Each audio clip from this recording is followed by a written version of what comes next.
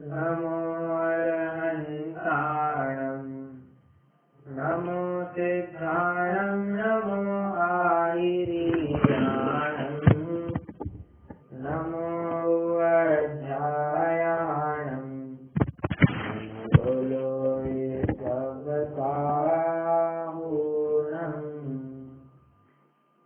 संयमंच जगोजः भोगरुचि परिणाम उदय प्रतिज्ञा को भयो प्रतिमा का को नाम।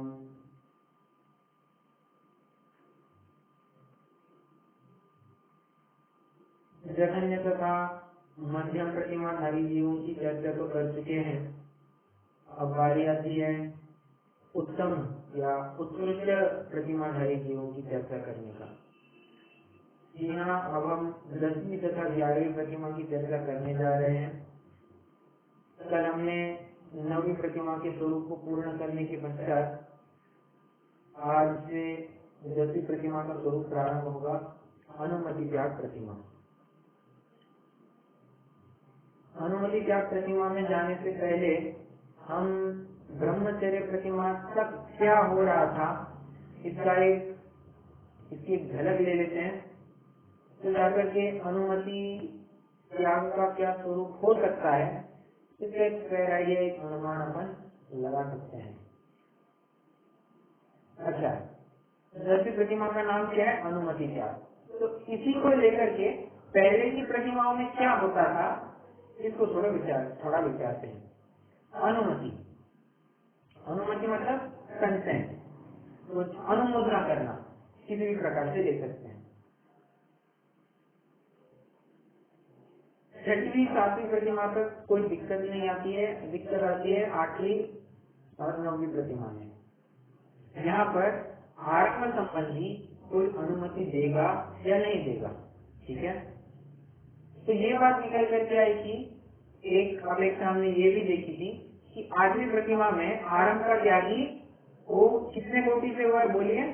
8वीं प्रतिमा में आरंभ का कितने कोटि से त्यागी कहा था? एक अपेक्षा से 6 कोटि कैसे? परफेक्ट, मन वचन काया कृत कार्य मिला करके 6 कोटि हो गए। और 9वीं प्रतिमा में परिग्रह सम्मति भी हमने मन वचन काया कृत कार्य अनुमोदन, ठीक है, यहाँ पर ले सकते हैं। परिग्रह त्याग को मत लीजिए अभी। 8वीं प्रतिमा को देखते हैं, आरंभ त्याग। तो आरंभ त्याग में 6 कोटि से त्याग बताया था। और अब जब जैसे ही 10वीं प्रतिमा में आएगा तो यहाँ पर जो अनुमोदना का पार्ट कवर नहीं किया था ना, तो अनुमोदना का पार्ट भी कवर कर देगा।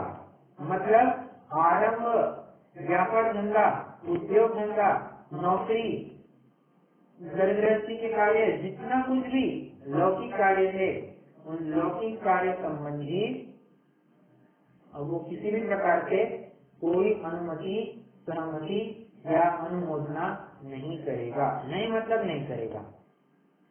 इसे हम एक थोड़ा निष्कर्ष जैसा निकाल सकते हैं, या चाहे तो आप एक पॉइंटर के फॉर्म में कैसे भी लिख सकते हैं कि अनुमति त्याग में किस प्रकार की अनुमतियों का त्याग किया है। तो देखिए, अनुमतियां 2 प्रकार से हो सकती है, एक लौकिक, एक लोकोत्तर, ठीक है। लोकोत्तर अनुमति तो अवश्य शुभ कार्य के लिए होगी, जैसे प्रवचन चालू करना है, प्रवचन के लिए आ सकते हैं, ठीक है, अनुमति दे सकता है, अनुमोदना होगी। आप यहाँ पर हम यहाँ मंदिर बनवा रहे हैं, स्वाध्याय हॉल कर रहे हैं, शास्त्र बनवा रहे हैं, शास्त्र मंगवा रहे हैं, तो क्या करना, ये करना उचित रहेगा। हम अभी इस प्रकार से अभिषेक करने का प्रयास कर रहे हैं। अभिषेक वगैरह की भी छोड़िए, परंतु मुख्यतः से ज्ञान ध्यान के कार्य संबंधी जो कुछ भी उसका विषय होगा, उसमें कोई शुभ कार्य होगा, उसमें वो अनुमोदना कर सकता है। अभी तक उस अनुमोदना का त्याग इस जीव से नहीं हुआ है, ठीक है। तो लोकोत्तर जो शुभ कार्य है उनमें तो अनुमोदना हो सकती है। परंतु लौकिक कार्य, किसी भी प्रकार का लौकिक कार्य, अशुभ छोड़ ही दीजिए, शुभ कार्य, लौकिक शुभ कार्यों में भी वो अभी अनुमति नहीं देगा। लौकिक शुभ कार्य जैसे हमारे पुत्र पुत्री का विवाह होना है, या यूं मान के चलिए, और क्या शुभ कार्य कह सकते हैं,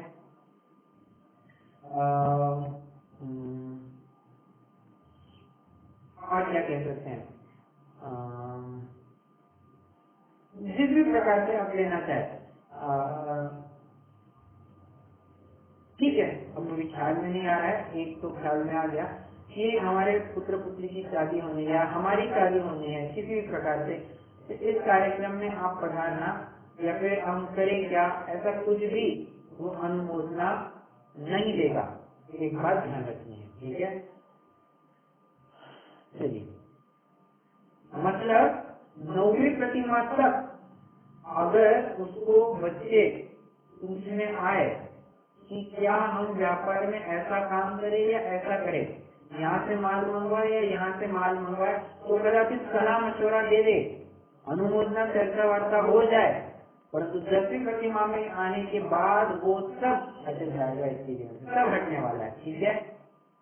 अनुमति अगर किसी स्तर पर बचती है तो एकमात्र लोकोत्तर शुभ कार्य के लिए बचती है। हाँ, अब दूसरी बात, एक बिंदु हो गया, अब दूसरा बिंदु, 9वीं प्रतिमा तक क्या होता था, 9वीं प्रतिमा तक यह जीव आमंत्रण स्वीकार करके, न्योता स्वीकार करके भोजन के लिए जाता था, और ये न्योता भी एक दिन पहले तक स्वीकार कर लेता था, उसमें कोई दिक्कत नहीं थी। 9वीं प्रतिमा तक आज शाम को दिन ढलने से पहले, अब दिन ढलने से पहले ही ना, दिन ढलने के बाद वो उस संबंधी भी अब विकल्प नहीं रखेगा। क्यों? दिन ढलने के बाद वो अनुमति भी क्यों नहीं देगा? संगत उत्तर मैं अपेक्षित रखता हूँ, क्योंकि रात हो गई है ना, रात्रि भोजन का भोजन की बात करते। परफेक्ट, हाँ, ये और अच्छा उत्तर है। मैं ये नहीं कह रहा हूँ कि पहला उत्तर खराब है, दूसरा उत्तर ज्यादा बेहतर है। अरे 6वीं प्रतिमा में क्या है, रात्रि भोजन क्या, बराबर, तो रात्रि भोजन क्या है, मतलब रोज कार्य अनुमोदन सब स्तर पर हो गया उसका, ठीक है। ये सब भी समझ लेनी चाहिए, वो अनुमोदना भी नहीं करेगा कि हम आपको भोजन के लिए पधारने के लिए आमंत्रित कर रहे हैं तो आप आ सकते हैं क्या, कुछ नहीं बोलेगा, ठीक है। जो कुछ भी होना है दिन ढलने से पहले, ठीक है, दिन ढलने से पहले, वो भी एक मुहूर्त पहले आए, वो सब आप लगा लेना। एक दिन पहले तक ये आमंत्रण स्वीकार कर लेता था, इसको कोई दिक्कत नहीं थी। अब 10वीं प्रतिमा में आते आते ये ऐन मौके पर भोजन का समय हो गया, 10:30 के आसपास बज गए हैं, कोई ऐन टाइम पर साधर्म्य भाई उनको आए, आमंत्रित करे, उनकी इच्छा होगी तो वे भोजन के लिए स्वीकृति दे देंगे। उसके अलावा एक दिन पहले तक जो आमंत्रण स्वीकार करते थे, इन्विटेशन स्वीकार करते थे, अब वो यहाँ पर नहीं होगा, ठीक है। ये भी एक अत्यंत महत्वपूर्ण बदलाव इस प्रतिमा में हम देख सकते हैं, ठीक है। अब तीसरा बदलाव जो भी और एक महत्वपूर्ण है, बहुत महत्वपूर्ण है। अभी तक क्या होता था, 9वीं प्रतिमा तक ये यूजुअल प्रायः ये 2 बार 3 बार उसको जिस प्रकार सहूलियत होती थी उतनी बार भोजन ग्रहण करता था, खान पान आहार पानी आदि लेता था। अब 10वीं प्रतिमा में जैसे ही आ गया, ये नियम से अब एक टाइम ही भोजन और उसी समय में पानी, मतलब एक टाइम भोजन एक टाइम पानी, इसके अलावा न पानी लेगा न भोजन लेगा। मतलब यूँ समझ करके चल सकते हैं, एकासन जो कहते हैं ना, प्रॉपर एकासन, प्रॉपर एकासन और इम्प्रॉपर एकासन क्या होता है? अरे प्रॉपर एकासन मतलब भोजन भी उसी समय में और पानी भी उसी समय में, अन्य समय में पानी भी नहीं लेंगे। और कोई मोटा माटी एक बार एकासन कहना भी वो नाम नहीं पाएगा, एक बार भोजन ऐसा कहना वो युक्त रहेगा, ठीक है। एक बार भोजन की भी बात नहीं है, एक बार भोजन के साथ साथ पानी भी ले लेना, ठीक है। चलिए, ये भी एक अत्यंत महत्वपूर्ण बदलाव यहाँ पर आएगा। तो वो मुझे 3 बदलाव जिसकी हमने चर्चा की, फिर से दोहरा करके बता सकता है?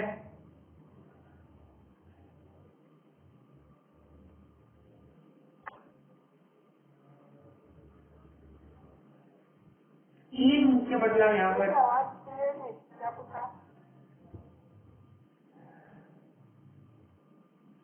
मैं ये पूछ रहा हूँ अभी अभी जो मैंने 3 चेंजेस बताए जो 10वीं प्रतिमा में होते हैं उनको कोई दोहरा सकता है क्या? पहला तो ये कि वो लौकिक कार्य में कोई अनुमोदना नहीं ओके, लोकोत्तर नहीं कर सकता है। Point number 1।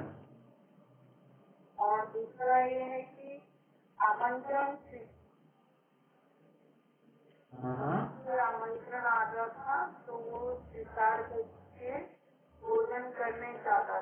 अब एक दिन पहले वाला नहीं माना जाएगा, देवी ही वो बुलाएगा तभी जाएगा। देवी एन मौके पर भोजन के टाइम पर एग्जैक्टली।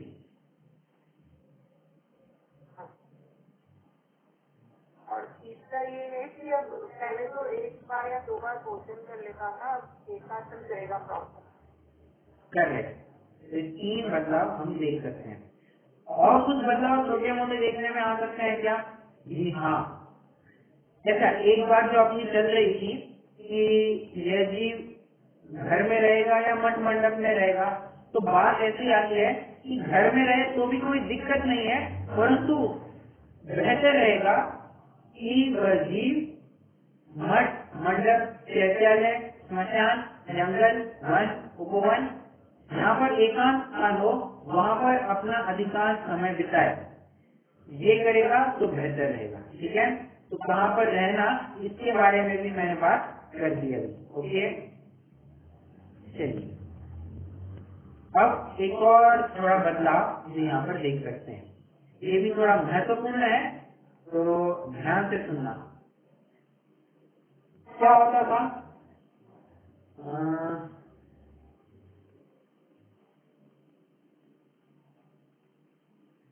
एक मिनट, एक ही मिनट।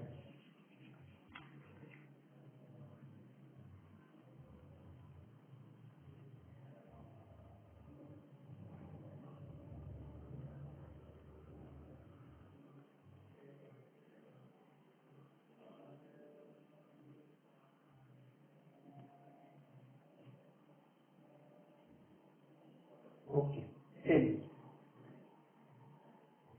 9वीं प्रतिमा तक क्या होता था? अब ये थोड़ा महत्वपूर्ण है, मैं फिर से बता रहा हूँ। 9वीं प्रतिमा तक क्या होता था? किसी जीव को अभिवादन करना है, अभिवादन करना मतलब ट्रीट करना है, ग्रीट करना है, तो कैसे करेंगे? हम आपस में साधन में भाई बहनों में क्या करते हैं? जय जयंत करते हैं, बराबर। 9वीं प्रतिमा तक भी यही बराबरी से व्यवहार चलेगा। ठीक है, 9वीं प्रतिमाधारी बहन हो या भाई हो, कोई भी हो, उसके साथ सामान्य जय जिनेन्द्र ही होगी। ठीक है, 10वीं प्रतिमा से क्या होगा? 10वीं प्रतिमा और 11वीं प्रतिमा, इन दोनों को इच्छामी या इच्छाकार, इन 2 शब्दों से अभिवादन किया जाएगा। अत्यंत महत्वपूर्ण है, ध्यान से समझ करके लेना। फिर से दोहराता हूं मैं। 9वीं प्रतिमा तक सामान्य साधारण भाई बहन बस जय जिनेन्द्र करके अभिवादन किया जाएगा, ग्रीट किया जाएगा। 10वीं और 11वीं प्रतिमाधारी जो जीव है उनको इच्छामी या इच्छाकार किसी भी शब्द से अभिवादन किया जा सकता है। ठीक है, नमोस्तु, वंदना, वंदामी, नमस्कार, ये शब्द ध्यान रखना सिर्फ और सिर्फ वेद, शास्त्र, गुरु, इन 3 के लिए ही लागू होते हैं। क्या कहा? वंदना, वंदामी, नमस्कार, नमामि, नमन, जो कुछ भी कहना है, ये सभी शब्द सिर्फ और सिर्फ वेद, शास्त्र और गुरु, इनके लिए ही लागू होते हैं। क्यों? अब इसके ऊपर अपन थोड़ी सी चर्चा करना चाहेंगे। ठीक है, हो सकता है ये प्रकरण थोड़ा 11वीं प्रतिमा का हो, परंतु देखिए 10वीं प्रतिमा में ऐसा चर्चा करने के लिए कोई बात है नहीं, तो हो सकता है अपन थोड़ा बहुत 11वीं प्रतिमा की तरफ भी प्रकरण चालू कर दे, तो जो इन दोनों के थोड़े कॉमन पॉइंट रहेंगे उन्हीं की चर्चा भी किए दे रहा हूँ। देखिए क्या कहा? 10वीं और 11वीं प्रतिमाधारी इच्छा में इच्छाकार, और मुनि से मतलब जैसे ही मुनि अवस्था प्रारंभ होगी वहां से वंदना वंदामी चालू हो जाती है। ठीक है, वंदना वंदामी कहिए, नमस्कार कहिए, और क्या शब्द आते हैं, नमोस्तु कहिए, सब शब्द चल जाएंगे। ठीक है, वेद शास्त्र गुरु इन तीनों के लिए कुछ आधार में आपके सामने पेश करना चाहूंगा। ठीक है, हम जब जिनवाणी स्तुति करते हैं, जिनवाणी स्तुति कोई मुझे दो पंक्तियां सुना करके बताएगा। हम जब अपनी कक्षा पूरी करते हैं तो जिनवाणी स्तुति में क्या 2 लाइनें पढ़ते हैं?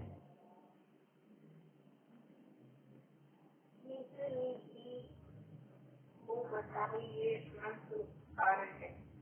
उसके लिए जिनवाणी माँ को वंदना बराबर, वंदना शतबार है। ठीक है, मैं आपको सिर्फ आधार कोड करते जा रहा हूँ, बाद में सब इकट्ठा कर लेंगे। Point number 1। पॉइंट नंबर 2,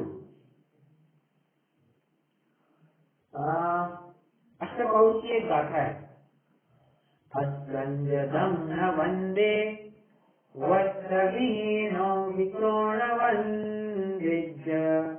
गौण्यविहोंसि समाना ये गोविण संजदो होली। हिंदी अनुवाद भी आपको तुरंत बताता हूँ।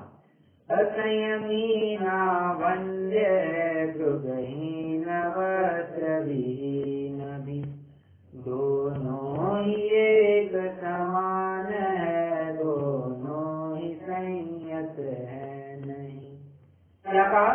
बहुत जबरदस्त बात कही है और एकदम टू द पॉइंट बात कही है। असंयमी ना वंद्य है, असंयमियों की कभी भी वंदना नहीं हुआ करती। और वंदना के साथ साथ आप बचे हुए 3-4 शब्द भी लगा लेना। ठीक है, मैं बार बार वो दोहराऊंगा नहीं। तो असंयमी ना वंद्य है, असंयमियों की कभी भी वंदना नहीं होती। और आगे गृहहीन वस्त्रविहीन भी दोनों ही एक समान है, दोनों ही संयत है। इनकी वंदना नहीं हुआ करती है। ठीक है, मेन मुद्दे की बात क्या कहनी है? असंयमी ना वंद्य, असंयमियों की कभी भी वंदना नहीं हुआ करती।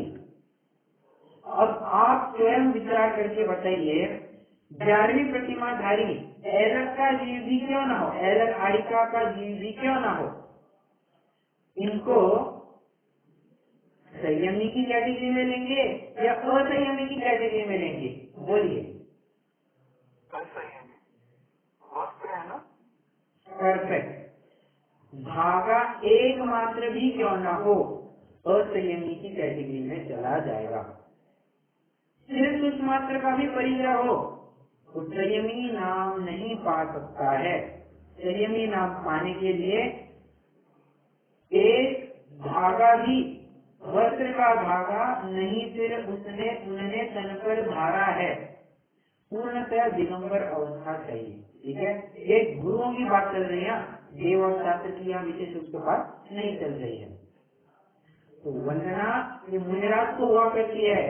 ऐलक, शिल्लक और 10वीं प्रतिमाधारी जी, हारिका माता जी, शिल्लिका माता जी, इनको भी यहाँ पर लगा लेना। इनको इच्छामी, इच्छाकार से ही अभिवादन करेंगे। मैं मुझे लगता है 3 या 4 बार रिपीट कर चुका हूँ। ये महत्वपूर्ण विषय है और इस बात को लेकर के समाज में कई भ्रांतियां चल पड़ती है। वे कहते हैं क्या तो फर्क पड़ता है, हमें भी इनके जैसा बनना है और मुनिराज के जैसे भी बनना है। बात बिल्कुल सही है, परंतु आदर्श अवस्था कोई 11वीं प्रतिमाधारी जीव नहीं है। आदर्श अवस्था तो मुनि अवस्था है, जहाँ पर सर्व संग परित्याग करना, सब प्रकार से परिग्रह का त्याग करना, विषय कषाय को छोड़ना, संयोगों को छोड़ना, एकत्व को छोड़ना, वही सच्ची आदर्श अवस्था है। और वैसे देखा जाए तो आदर्श अवस्था तो सिद्ध अवस्था है, परंतु अपन थोड़ा छद्मस्तों की बात करें, छद्मस्तों में आदर्श अवस्था तो मुनि की ही कही जाएगी, ऐलक की भी नहीं कही जाएगी। ठीक है, और इसी बात को लेकर के ध्यान रखना, मुनिराज को, देव को और शास्त्र को, फिर से कहूँ, देव, शास्त्र और गुरु इन तीनों को तो साष्टांग नमस्कार होता है, जबकि कालिका माता जी, शिलिका माता जी या फिर मोटा मोटी कहूँ 11वीं प्रतिमाधारी जीव को पंचांग नमस्कार होता है। फिर से दोहराता हूँ, रिपीट। देव शास्त्र गुरु को साष्टांग नमस्कार दिया जाता है, 11वीं प्रतिमाधारी जीव को पंचांग नमस्कार किया जाता है। कितने जन मेरी बात को समझ रहे हैं मैं क्या कहना चाह रहा हूँ?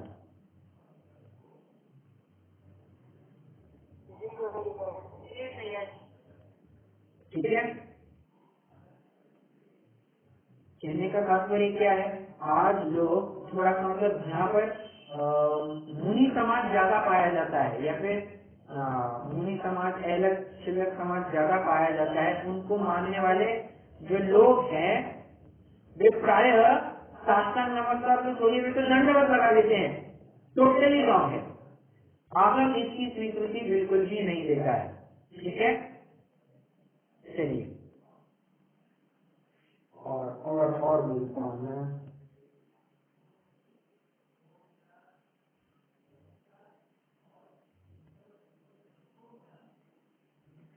चलिए और मैं आपको आधार पेश करता हूँ। 2 आधार तो मैंने दे दिए, एक तो अपन जिन्होंने स्तुति करते वंदना शतबार है। ठीक है, हाँ जी, दंडवत तो शायद देवशास्त्र गुरु को नहीं करते ना। बात तो बिल्कुल सही है, दंडवत तो किसी को भी नहीं देनी चाहिए, वो तो दंडवत देना तो आगम विरुद्ध ही है, परंतु ये तो ज्यादा आगम विरुद्ध हो गया कि जहाँ पर साष्टांग नमस्कार का भी प्रावधान नहीं था, पंचांग नमस्कार का प्रावधान था, वहां पर तुमने दंडवत लगा दिया, ये तो और गलत बात हो गई ना। इसलिए कहा कि वो तो और भी गलत बात है। ठीक है, वो तो टोटली रॉन्ग है। ठीक है, चलिए 2 आधार मैंने आपके सामने रखे और कुछ और आधार आपके सामने रखता हूँ। देखिए, चलिए आपसे मैं प्रश्न पूछता हूँ और आप स्वयं उत्तर देंगे, आपको उत्तर मतलब एक और आधार मिल जाएगा। डाला दाल चटनी मुनिराज के 6 आवश्यकों का प्रकरण चल रहा है, तो मुझे पंक्ति सुना करके दिखाएगा, वो 2 लाइन है।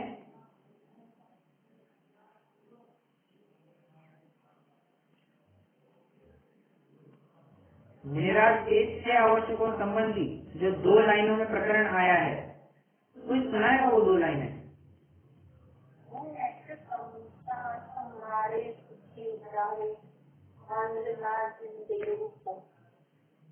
बस आगे लाइन, समता समारे स्तुति उचारे वंदना जिन देव को, नित करे श्रुति रति करे प्रतिक्रम सजे सन अहमेव को। दूसरी लाइन में वैसे कुछ खास बात है नहीं, मूल बात कहाँ पर आ रही है तो बोलेगा?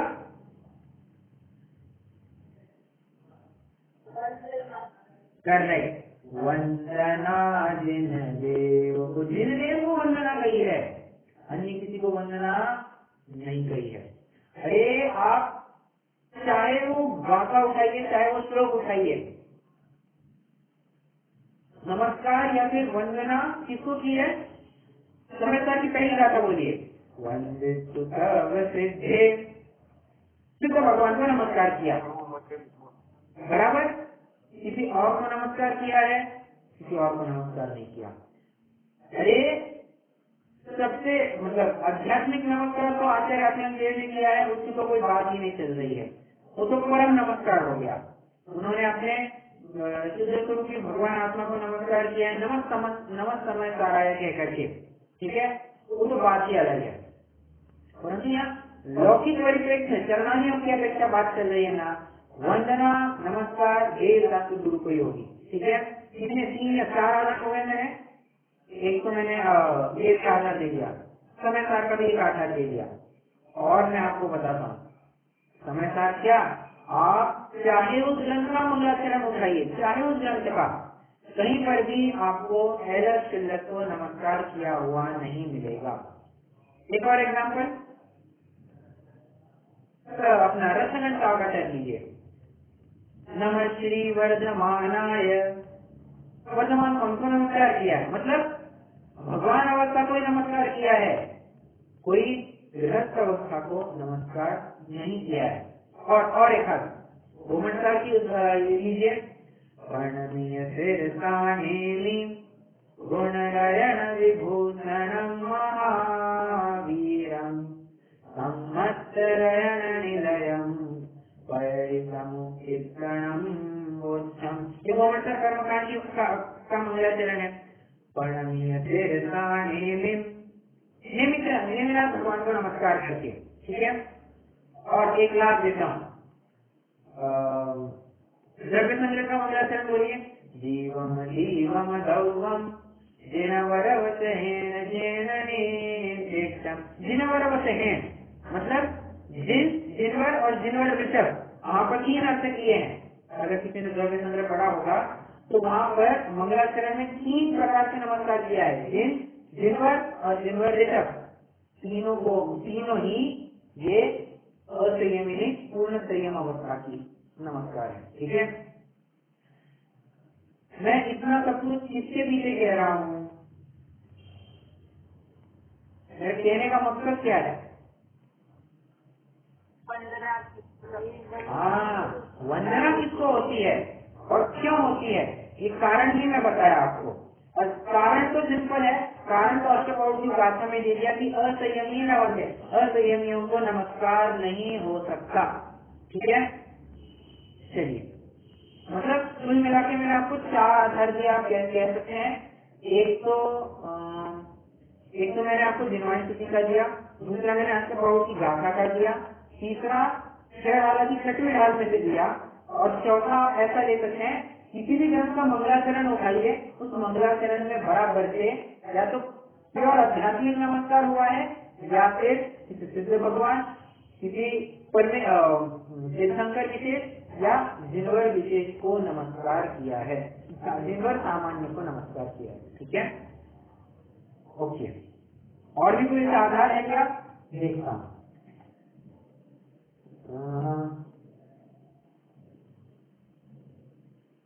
नमस्कार में आप देव शास्त्र के साथ साथ 9 देवता को भी ले लेंगे तो भी कोई दिक्कत नहीं है, ठीक है।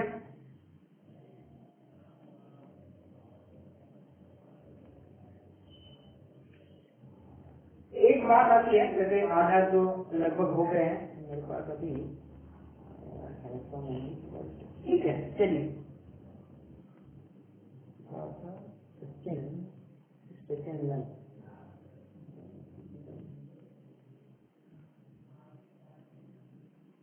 क्या है वो, एक ही मिनट होल्ड कीजिए। एक मिनट, क्या कहा फिर से? आंसर दिया हुआ है क्वेश्चन का ना, जो आप बोल रहे हैं ना, उसमें एक समूह की और डिस्क्रिप्शन दिया है। हाँ, महाराज का कोटा अलग होता है और आरिका और श्रावकों का अलग होता है। ओके, वो भी एक पॉइंट होता है, ठीक है। डिस्टिंग्विश किया जाता है कि 11वीं प्रतिमाधारी जीव ये भी श्रावकों की कोटि में बैठे हैं, राइट। और आरिका माता जी भी श्राविकाओं की ही कोटि में बैठती है। मुनिराज के लिए अलग सेक्शन, अलग कंपार्टमेंट है, करेक्ट। लगभग की चर्या लगभग मुनिवत ही होने के बावजूद भी उनको श्रावक की कैटेगरी में ही लिया गया है। वे वर्तमान में 5म गुणस्थान वर्ती ही है, अभी उनका 6ठा 7वां गुणस्थान नहीं हुआ है, ठीक है। तो मुनिराज से डिस्टिंग्विश करने का ये भी एक मुद्दा रख सकते हैं, ठीक है। मैं तो वैसे ये याद कर रहा था, मैंने एक रेफरेंस लिखा है प्रोफेसर सर की दूसरी बात था, दूसरी लाइन क्या है?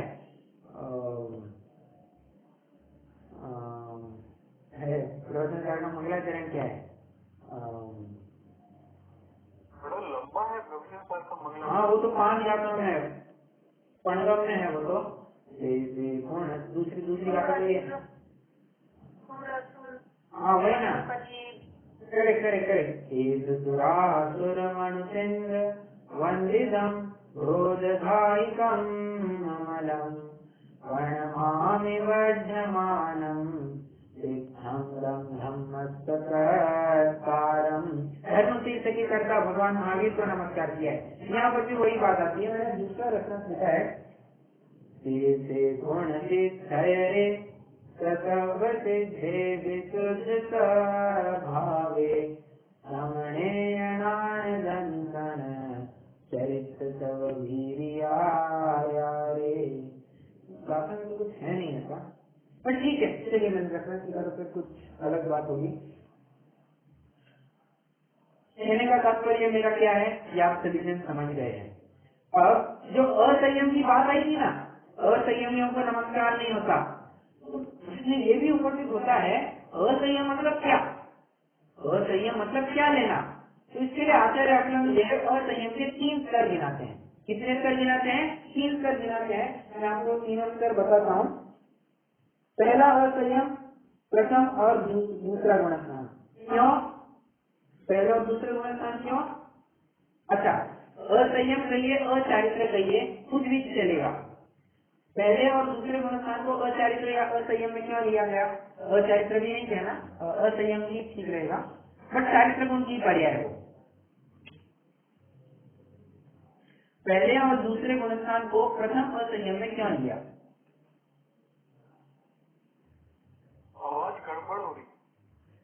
मेरे यहाँ तो अच्छा नेटवर्क है। अभी ठीक हो गया, बीच में गड़बड़ था लास्ट सेंटेंस। ओके, देखिए मैं फिर से दोहराता हूँ। आचार्य अकलंग ने 3 स्तर बताए हैं जिसके असंयम के। तो पहला जो असंयम बताया है उसमें उन्होंने प्रथम और द्वितीय गुणस्थानवर्ती जीव को इंक्लूड किया है। ओके, ठीक है। क्या कारण होगा पहले और दूसरे गुणस्थानवर्ती जीव को लेने का?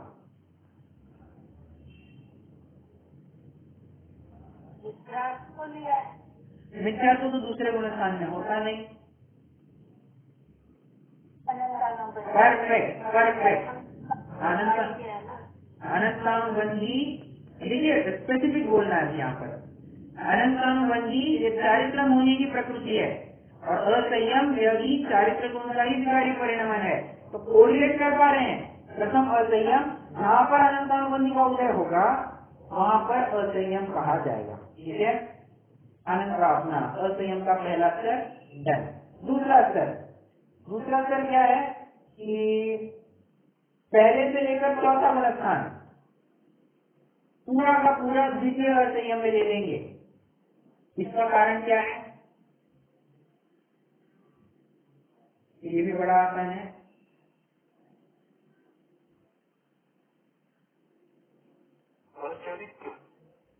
तो और अच्छे से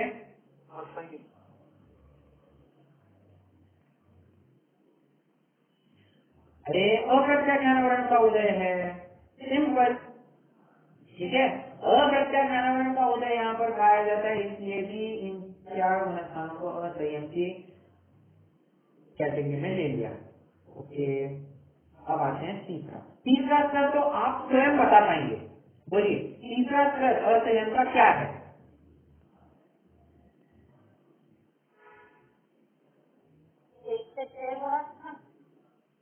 छठवा असंयम का गुणस्थान है।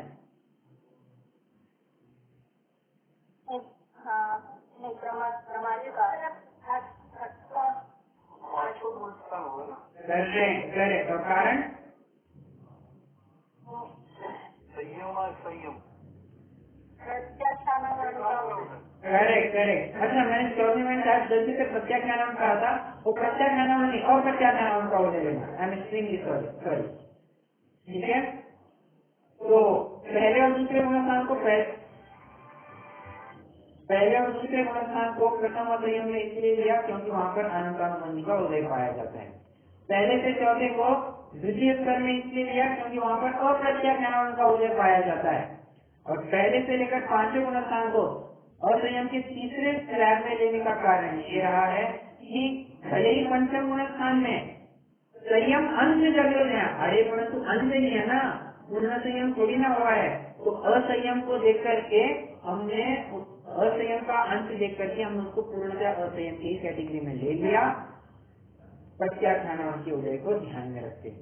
ठीक है, कितने जनों को असंयम के स्तर भी समझ में आए? बहुत आसान थे, इसमें कोई दिक्कत वाली बात नहीं थी।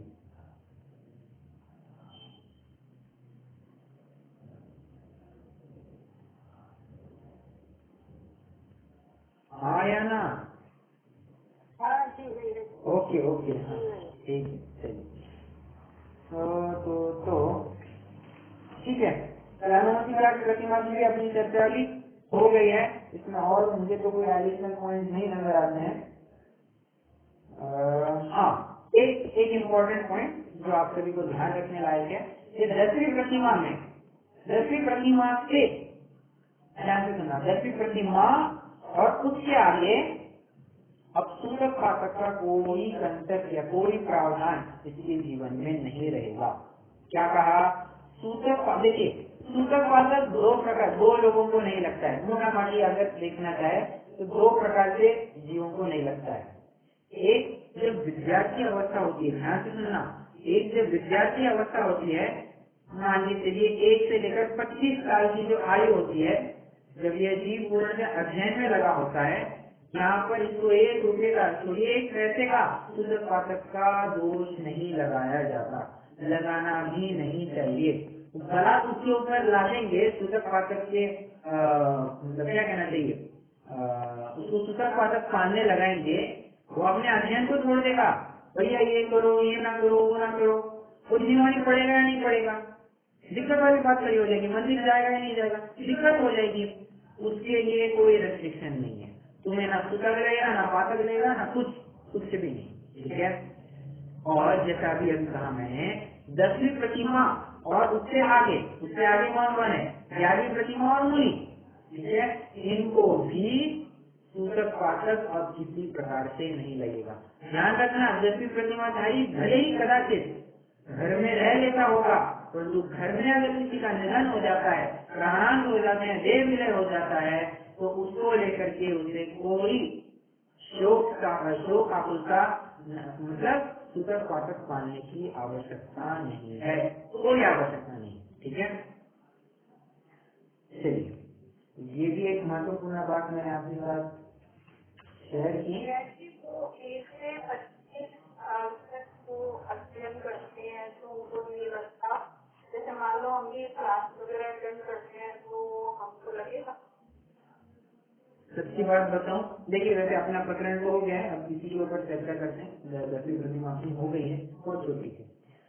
आपका प्रश्न है कि हमें सूतक पाठक लगता है या नहीं लगता है।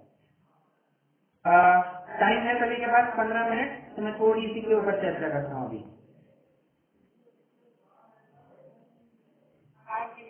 ओके ओके, देखिए सूतक पाठक देखा जाए तो ये पहले के जमाने में ज्यादा युक्त लगता था। क्यों? कारण ऐसा था कि जन्म और मरण दोनों ही जीवन के प्रसंग ये घर में ही हुआ करते थे। और होता क्या है, जब प्रसूति काफी स्ट्रांग है, ग्रेट।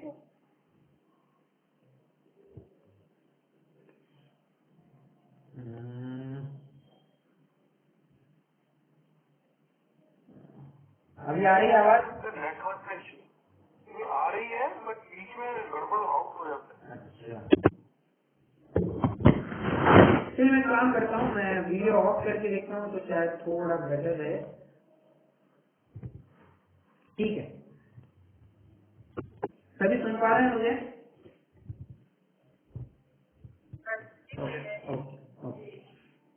तो बात ऐसी कह रहा था मैं कि पहले के जमाने में 50-60 साल पहले भी अगर जाएंगे तो जन्म और मरण ये दोनों जीवन के प्रसंग प्रायः 99.99% केसेस में घर पर ही हुआ करते थे, बराबर।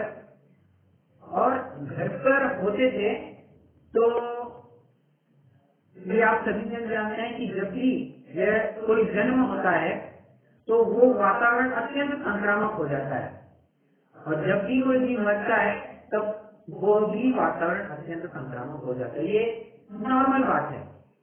और होता क्या है, उस संक्रामक वातावरण को लेकर के रोग आदि होने की भी संभावना बहुत बढ़ जाती है। और ये सभी जन जानते ही हैं कि एक 50-60 साल पहले, या यूं समझ करके चल सकते हैं कि जब आजादी का अपना ये क्या कहना चाहिए, इंडिपेंडेंस की लड़ाई चल रही थी, आजादी की लड़ाई चल रही थी, तब उस समय में प्लेग आदि की समस्या बहुत भयंकर हुआ करती थी। तो उसमें भी स्वास्थ्य को संभालना बहुत, और जैसा मैंने कहा कि रोगराई इतनी बढ़ती थी, काल भी अत्यंत संक्रामक रहता था, तो जान को खतरा बहुत ज्यादा हुआ करता था। अगर किसी के संपर्क में आ गए तो पूरा का पूरा परिवार छोड़िए, पूरा का पूरा मोहल्ला लपेट में आ जाता था। इसलिए प्रायः सेफ्टी के लिए, दूसरों को संक्रमण ना हो इसके लिए ये घर परिवार पूरा का पूरा घर में ही बैठता था, घर के बाहर नहीं निकलता था। जो कुछ भी करना था वो घर के अंदर ही किया करते थे, घर से बाहर नहीं निकला करते थे। ये तो एक मुख्य कारण रहा। काल बढ़ता गया, अब तो जन्म और मरण दोनों ही अस्पताल में होने लग गए हैं। सैडली, अनफॉर्चुनेटली अब मरण भी अस्पताल में होने लग गए हैं। तो जो संक्रामकपना था वो तो हट गया, प्लस जो रोगराई बढ़ती थी, या जिस प्रकार से प्लेग आदि की समस्या पहले पाई जाती थी, आज कहाँ पाई जाती है? शायद ही कहीं आपको सुनने मिलेगी प्लेग की सांस आ गई है या कोई दिक्कत हो गई है, शायद ही आपको सुनने मिले। तो ऐसे संक्रमण मतलब क्या कहना चाहिए, कॉन्टैक्ट के द्वारा जो ट्रांसफर किए जाते थे, ट्रांसफरेबल कम्युनिकेबल डिसीजेज भी अब बहुत कम हो गए हैं। तो बात ऐसी है कि कॉन्टेजियस, राइट, तो ऐसे डिसीजेज भी अब कम होने लग गए हैं। तो घर में बने रहने का भी कोई औचित्य दिखता है। लेकिन मैं एकदम बेस से जा रहा हूँ, मतलब आपके सारे पॉइंट कवर हो जाएंगे। तो घर में रहना, घर में ही बने रहना, मंदिर नहीं जाना या शास्त्र स्वाध्याय नहीं करना, ये कोई युक्ति संगत बात नहीं है। बल्कि आज के जमाने में तो ये बहुत जरूरी है कि सूत्र पात्र लगा है ना, सबसे पहले मंदिर जाइए, नमस्कार कीजिए, दर्शन कीजिए, शास्त्र स्वाध्याय कीजिए। क्यों? अरे अत्यंत वैराग्य का प्रसंग है, अत्यंत वैराग्य का प्रसंग है। यहाँ पर अब स्वयं को सचेत करने की आवश्यकता है कि देखो, ये जन्म मरण के फेरे से तो ये जीव चलता फिरा आ रहा है। कब ऐसा होता रहा है कि जन्म मरण के इस चक्र से ही हम बाहर निकल जाए, ऐसी भावना जागरूक करने के लिए एक मंदिर, एक शास्त्र स्वाध्याय तो सहारा है। अगर इसी कार्य को छोड़, अच्छा मैं आपको उल्टा प्रश्न पूछता हूँ, शास्त्र स्वाध्याय नहीं करेंगे, देव दर्शन नहीं करेंगे, पूजन भक्ति नहीं करेंगे, तो उतना काल हम कहाँ पर व्यतीत करेंगे? फ्रैंकली अब जवाब दे सकते हैं। मैं ये नहीं कहूँगा कि आप पर्सनली वही करेंगे। क्या किया जाता है यूजुअली?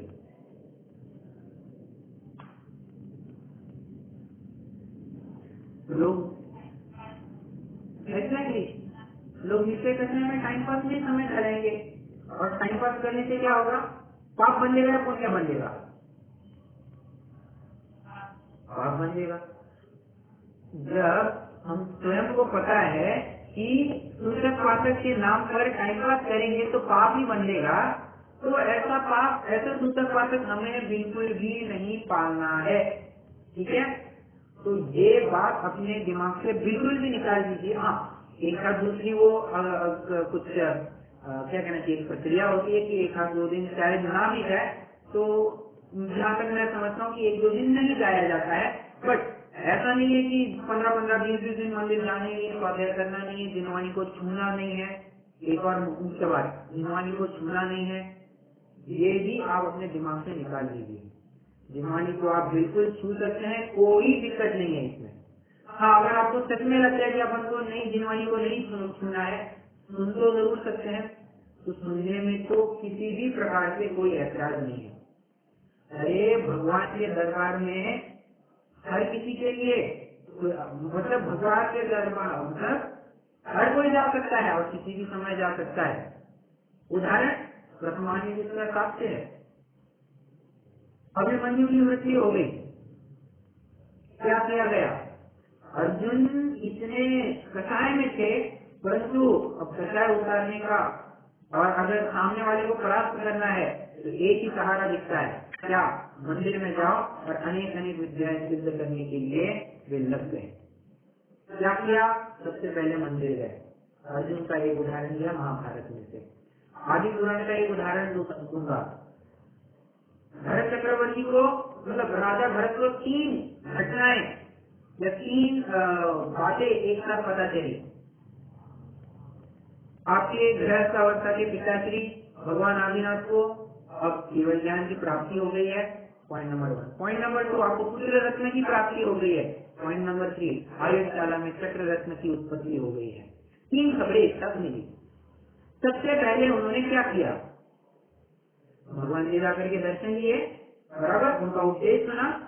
सूतक का कोई अवसर नहीं। अर्जुन के केस में पात्रक का कोई अवसर नहीं। मतलब ये अरे प्रथमा युग का साथ है यार, हम उसी विधि वादों को लेकर के चलेंगे तो काम नहीं बनने वाला है। दर्शन में आर्तध्यान रौद्र ध्यान के तहत हम स्वयं का अहित कर बैठेंगे, ये बिल्कुल भी योग्य नहीं। तो क्या करना? बेहतर है शास्त्र स्वाध्याय करो, कोई भक्ति करो, तत्व चर्चा करो, उसमें अपना समय लगाओ। घर के बाहर नहीं निकालना, ठीक है, घर के बाहर भी मत निकलो। अरे वो किसी पुण्य कार्य में वैराग्य का प्रसंग है तो उस हिसाब से अपना समय भी तो व्यतीत होना चाहिए। टाइम पास करने से तो कोई सूतक पातक बनाया नहीं जा सकता, बराबर। और एक बात, सूतक पातक ठीक है, किसी हद तक एक रिवाज होता है, या मान के चलिए कोई एक प्रक्रिया होती है, ये मैं किसी हद तक मैं भी स्वीकार करता हूँ। परंतु सूतक पातक सच में पालना चाहिए या नहीं पालना चाहिए, इसका एक और फैक्टर मैं आपको बताता हूँ। जिस व्यक्ति का वियोग हुआ है उस व्यक्ति के साथ हमारी अटैचमेंट कितनी थी, ये भी एक बहुत डिसाइडिंग फैक्टर है। हमें सूतक पातक पालना चाहिए या नहीं पालना चाहिए। हमारे किसी चाचा के बहन की लड़की का मृत्यु हो गई है, सूतक पातक पालना नहीं पालना? अरे कितने लंबे का रिश्ता निकाल लिया तुमने, कितने लंबे का रिश्ता निकाल लिया, कोई मतलब नहीं है। अरे मैं तो ये भी कहता हूँ, अगर सगे चाचा भी हो ना, या सगे घर परिवार वाले भी हो, उन संबंधी अगर हमें कोई लाभ नहीं रहा है, लगभग समझते चलिए हम विकराली हो गए हैं उनसे, तो उनकी भी अगर मृत्यु हो जाती है तो पातक पालने की कोई आवश्यकता नहीं है। ये तो डिपेंड करता है कि हमारा उस व्यक्ति के साथ राग कितना जुड़ा है। ज्यादा राग तो मैं समझता हूँ कि पातक इत्यादि की प्रक्रिया थोड़ी पाल लेनी चाहिए, ठीक है। लगा लेना फिर, जितना ज्यादा राग माता पिता के संबंध में जो ही ज्यादा राग हुआ करता है, तो उनका वियोग होने पर वो पातक आदि की प्रक्रिया थोड़ी की जाती है, ठीक है। समझ में आ रहा है मैंने क्या कहा और किस बिंदु को लेकर के सूतक पातक को एक्सप्लेन किया है? देखिए, सूतक मतलब जब भी किसी व्यक्ति का हमारे घर में जन्म होता है तो उसको लेकर के एक प्रोसीजर या एक रिवाज फॉलो किया जाता है जिसे सूतक कहा जाता है। और जब भी किसी जीव का मरण हो जाता है, वियोग हो जाता है हमारे घर में, तो उसको लेकर के पातक की प्रक्रिया फॉलो की जाती है, ठीक है।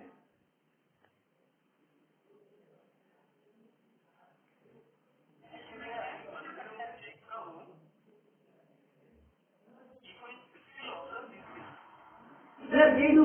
They do.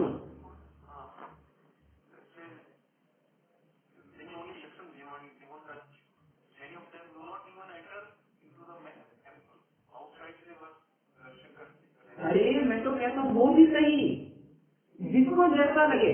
उनको लगता है ना कि अपन को मंदिर में प्रवेश नहीं करना है, बाहर की अब देखिए पर भगवान के दरबार में आए हैं ना, तो भगवान के दरबार में ऐसे ही सिर्फ मुंह दिखाई दिया और चले गए, ये थोड़ी नहीं, फॉर्मेलिटी के लिए थोड़ी ना आ रहे हैं। आए, अब आएगी तो अच्छे से दर्शन कर लो ना। अंदर प्रवेश नहीं करने से क्या होने वाला है? सीढ़ियां तो वैसे ही चढ़ ली है अपन ने, दहली तक आ ही गए हैं तो बेहतर कि अंदर चलो यार, क्यों इतना शर्मा रहे हो? हाँ राइट, वो डेफिनेटली अभी कुछ पाप चढ़ जाएगा अपन को, कुछ पाप नहीं चढ़ता है, ये सारा अभिप्राय का खेल है।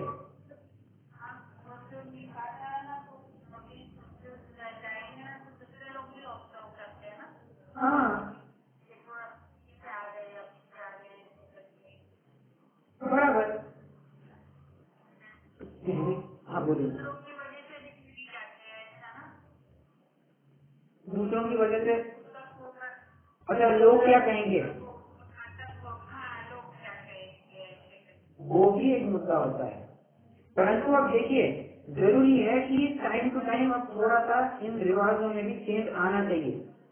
मेरा कहने का क्लियर मुद्दा है, रिवाज रहे एक जगह पर, रिवाज को फॉलो करके क्या हमारा समय तत्व चर्चा में, ज्ञानाभ्यास में वैराग्य के प्रश्न को उत्पन्न करने में जा रहा है?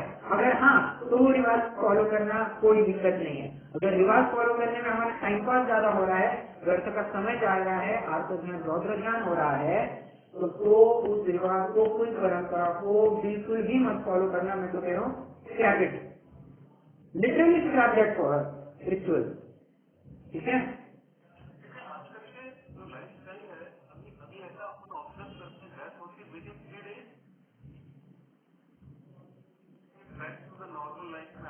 हाँ राइट राइट, हो गया ना।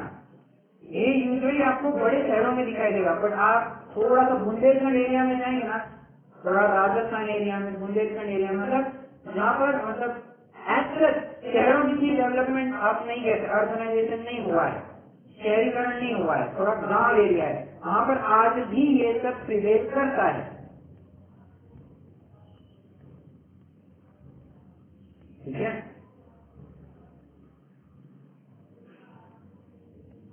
मैं एक और बात कहते कहते रह गया। हाँ, मैं तो ये कह रहा था, ठीक है आपको रिवाज फॉलो करना है ना, ठीक है कोई बात नहीं। आपको लगता है कि जिनवाणी को नहीं छूना है, उतना ही सही, परंतु श्रवण करने से तो अपन को बिल्कुल भी नहीं चूकना चाहिए। सुनने से तो बिल्कुल भी एलर्जी नहीं रखना। सुनना ही दे रहा है, बहुत अच्छा, अपना भाग्य समझना कि बाबा हम इतने कटाई के प्रसन्न करके उससे बचने के लिए हमें अमोघ औषधि मिल गई है, तो अमोघ उपाय मिल गया है, चलो आनंद करो, एंजॉय, रिजॉय। ठीक है, तो ठीक है, किसी को लगता है कि मैं फिर से कह रहा हूँ जिनवाणी को नहीं सुना ऐसा लगता है, वैसा ही सही, परंतु जिनवाणी सुनने से तो एलर्जी या फिर ऑब्जेक्शन नहीं होना चाहिए। अगर ऑब्जेक्शन रखते हैं तो फिर वो महापाप होगा।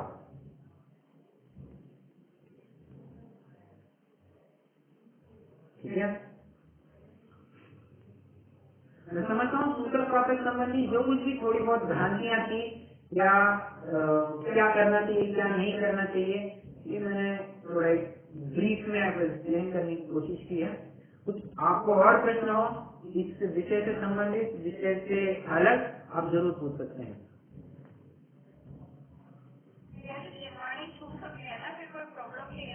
कोई प्रॉब्लम नहीं है, कोई प्रॉब्लम नहीं है। ठीक है, वो क्या है, कंफ्यूजिंग भी कैसा है, क्योंकि लोक में हम देखते एक बात है और कभी कभी सुनने में एक बात आ जाती है, तो क्या करना इसको लेकर के द्वंद्व चलता है, अंतर द्वंद्व बहुत चलता है, करना नहीं करना, करना नहीं करना, नहीं करे तो लोग क्या कहेंगे और करे तो हमारा समय बर्बाद होगा, ये अंतर द्वंद्व चलते रहता है।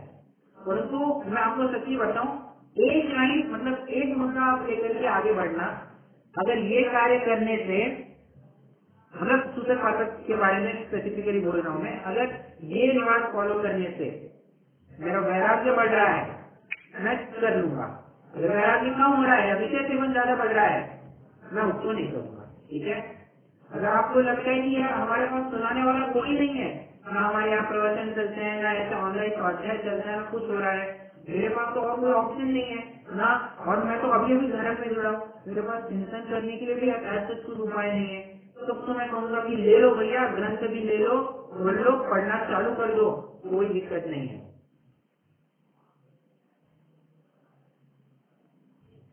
ठीक है, हाँ जी, ये प्रतिमाएं श्रावक ही लेते हैं कि श्राविका भी ले सकती है? श्राविका को श्राविका भी लेती है। तो कितनी प्रतिमाएं तक लेती होगी?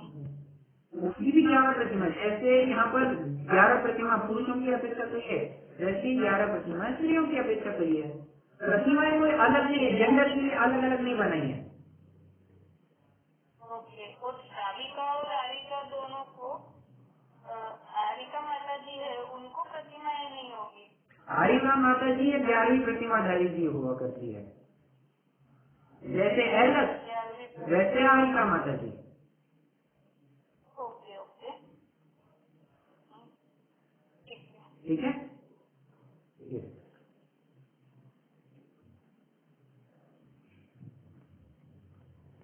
और बोलिए,